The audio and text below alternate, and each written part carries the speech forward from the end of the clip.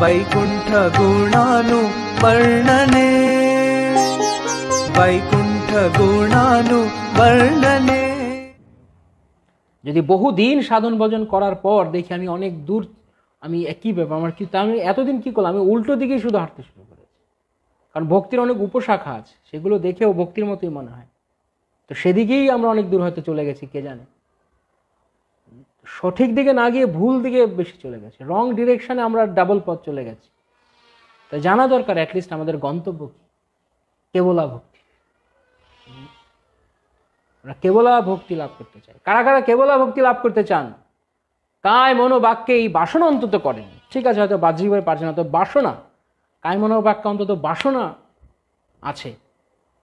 কারা কারা চান এরকম? হরি বল, হরি বল, হরি বল, হরি হরি বল। অন্তত বাসনা করুন কৃষ্ণ পাদপদ্মে, গুরুদেবের পাদপদ্মে, নিশ্চয়ই তারা। যদি আমরা এত জড় বাসনা করি তো কৃষ্ণ শুনেছে, তাহলে কি হৃদয়ের একটা একটা আন্তরিক ঐকান্তিক বাসনা কৃষ্ণ গ্রহণ করবেন? অবশ্যই গ্রহণ করবেন। কিন্তু আমাদের সমস্যা হচ্ছে আমরা গ্রহণই করতে চাই না। কেন? এই বাসনা যদি আমরা করি তাহলে আমাদের সর্বনাশ হয়ে যাবে। আমি বলতে চাইছি এই বাসনা যখনই করবেন তখন কি হবে, যেমন আমরা বলছিলাম একদিন, যে করে আমার আশ আমি তার করি সর্বনাশ, ভগবান যস্যাহম অনুগৃহ্ণামি তদ্ধনম হরিষ্যসমে। সব নিয়ে চলে যাবেন ভগবান। হরি বল, হরি বল।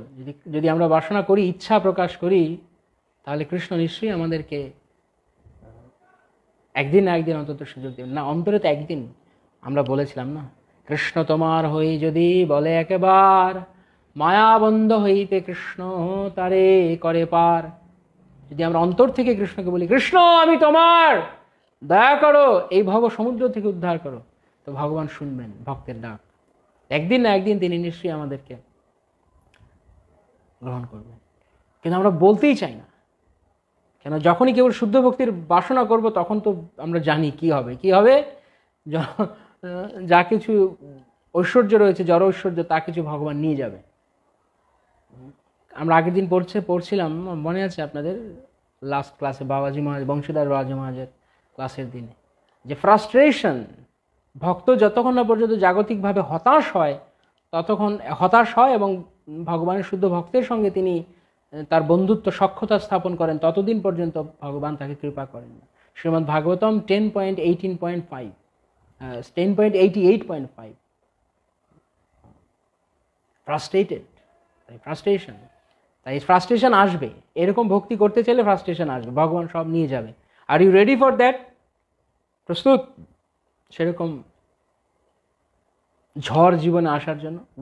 কারা কারা আমরা ঝড়কে ওয়েলকাম করছি জীবনে, তার উপরে নির্ভর করবে যদি আমরা ঝড় চাই জীবনে। হ্যাঁ কৃষ্ণ রেডি, ঝড় আনো। সেই ঝড়, এমন ঝড় আনো যে ঝড়ের পর কেবল আমি তোমাকে দেখতে পারি, সব উড়ে চলে যাক, কেবল তুমি থাকো আমার জীবনে।